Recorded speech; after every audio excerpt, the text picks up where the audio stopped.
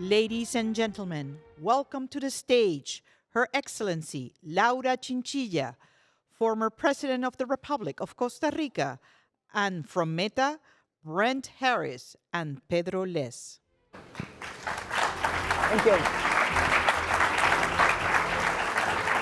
Thank you. Thank you very much, and thank you for being here this year at the Concordia America Summit. It is a great pleasure for me to present this panel where we will be discussing the concept of polycrisis, its impact in our region, specifically in Latin America and the Caribbean nations, and very importantly, the power of technology in order to build more resilient societies and to bring alternative models of governance to effectively respond to these new challenging times. But first of all, let me introduce our distinguished panelists. We have Brent and we have Pedro. Brent Harris, he is a lawyer and technology executive. Currently, he is Vice President of Governance at Meta Platforms and is pioneering new ways to advance governance of the company's product, including Facebook, Instagram, and the metaverse. Brent is playing a leadership role on how the company and the industry build the architecture of the metaverse. Thank you, Brent, for being with us. Thank you. Pedro is also a lawyer and a professor with experience on internet and e-commerce regulatory issues, specifically in Argentina, his home country, Latin America, and the Caribbean region. Founder and Vice President of the Latin America Internet Association and Vice President of Public Policy for Latin America at Meta. Once again, thank you both for your participation. To introduce the first question, and I will start with you, Brent, I would like just to mention something about the polycrisis as a new concept that was recently introduced by the World Economic Forum in order to describe this very particular condition that the world is going through when different short-term and long-term crises have overlapped. Crises that are interacting with each other, which also create a kind of different and significant challenges in terms of governance, not only for governments of public sector, but also for corporations. So what is different here is that it is no longer viable to look at every crisis as a crisis in itself, but the challenging is to try to come up with responses that has to do with this special situation created by many crises evolving at the same time. So my first question, Brent, will be, how do you at Meta envision this definition of the polycrisis and how useful it is to define current and future corporate strategies? Perfect. Well, thank you for the question. It's an honor to be here at the University of Miami. And I want to especially call out actually what an honor it is so recently after International Women's Day to be on a panel with you, one of the most renowned women leaders of our time. So, by the way, you can call me Laura. Forget about president, okay? Perfect. And thank you for your Excellency, words. the former president, but wonderful to be here. And so at Meta, we serve many billions of people across the world. And many of those people are in Latin America. And our products range from Facebook and Instagram to WhatsApp to new products around the metaverse. And what we're finding on that is that the world is shifting. And I don't think this is a surprise to anyone in this audience. But if you look back at just the last few years, that could be COVID, that could be the high inflation that we're experiencing and the macroeconomic shifts, that could be what's taking place in Ukraine. And there's a variety of global crises. And what we're finding is that these impacts are really profound on the lives of the people who are using our apps. And they're really profound on the millions of businesses that depend on our apps to reach consumers and to be able to connect with people.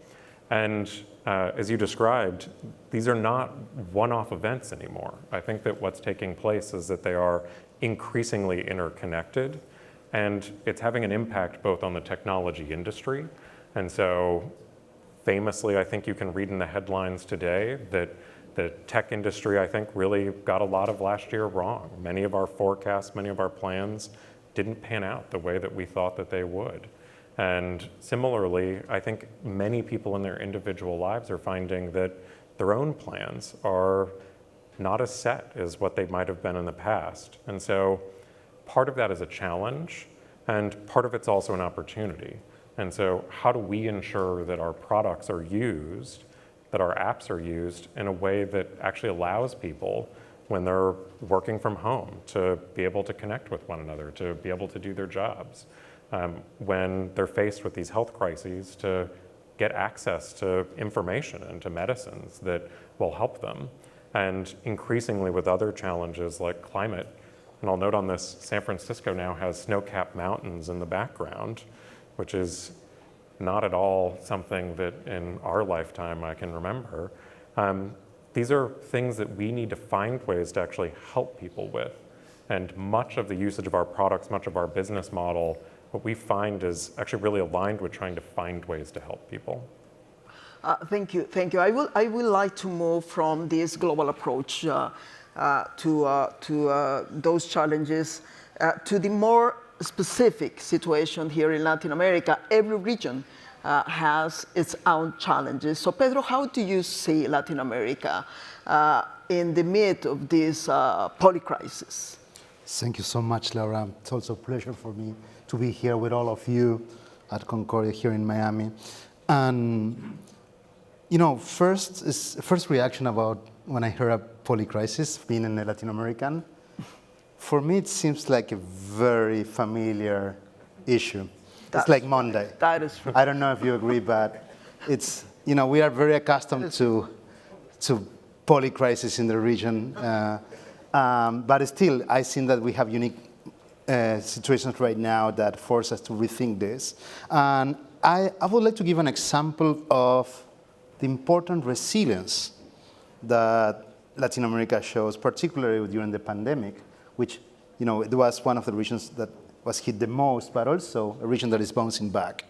And part of it is its rapid response to the crisis through technology, and how fast the governments, the businesses embrace technology to basically deal with this phenomenal crisis that was the pandemic. And there are a great number of examples in terms of social media, in terms of messaging, that I can share with you. Like more than 20 different WhatsApp bots were put in place by countries and governments in the region to provide accurate information and coordinate vaccination and treatments through the pandemic. Also, we have from very complex developments such as a WhatsApp bot that basically do a triage of COVID cases in Argentina.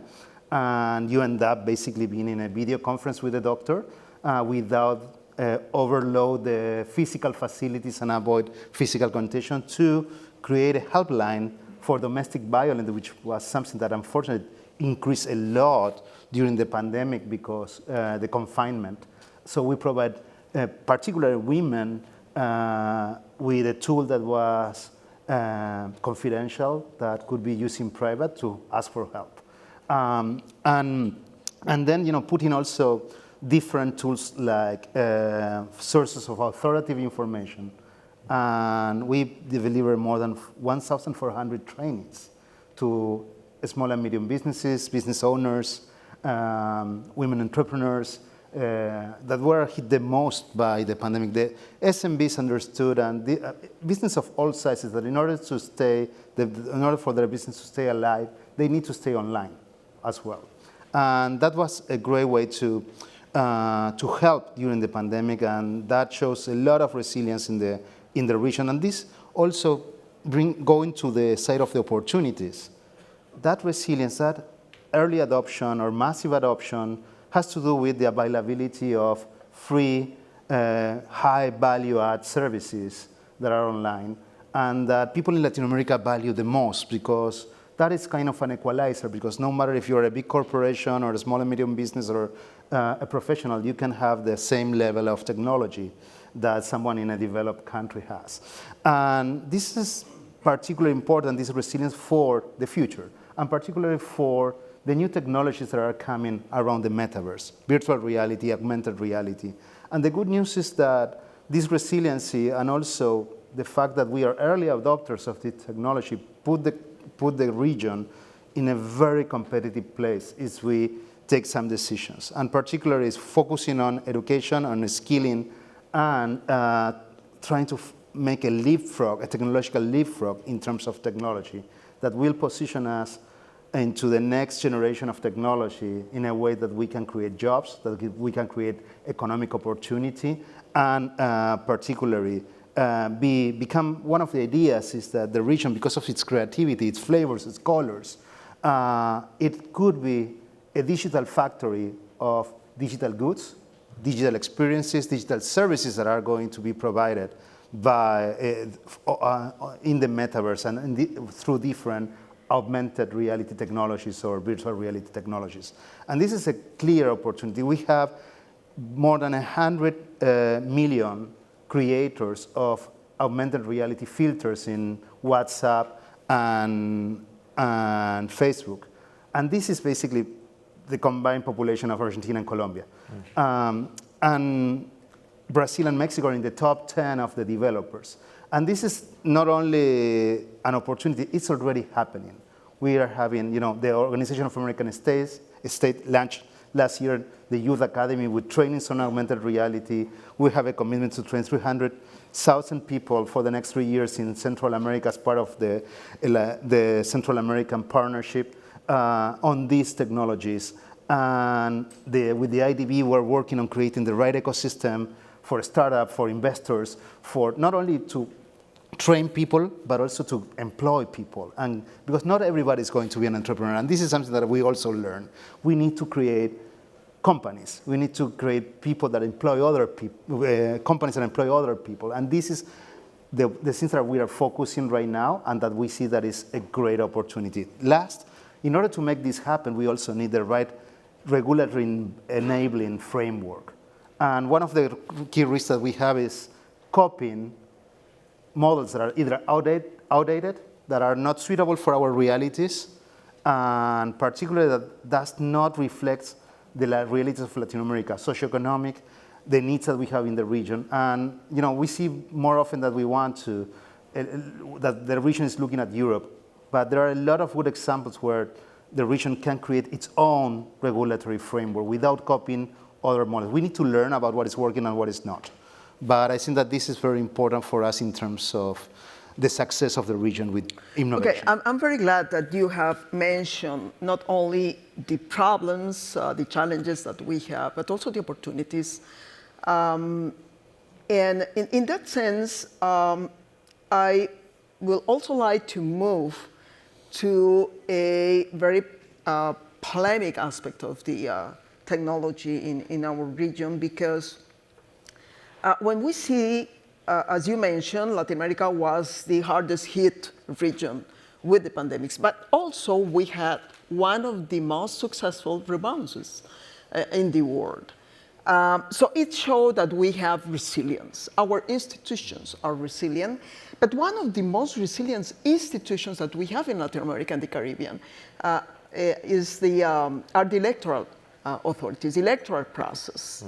But one of the menaces on elections and on the electoral process continues to be the use of social media for disinformation, for hate speech, for spreading violence, etc., etc. I was head of the electoral observation missions in very important elections, the United States, Brazil, and others. And I found that as compared with the elections in Brazil in 2018, with the last elections, and in fact, I were in the two periods, and I asked the electoral authorities the differences between the 2018 elections and 2022. And they told me that there were some progress, that they were able to work closely with the technological platforms and to put in place many measures because they learned the lessons of the past. So can you tell us, Brett, what has happened? What kind of changes you have introduced in terms of the governance of social media? Perfect. It's a great question. And there's a couple aspects to it. So one is I like to think a little bit of these companies like they're people who are growing up and they're learning and they have a set of experiences. And I think that Meta is a company that went through some teenage years and has grown up quite a bit.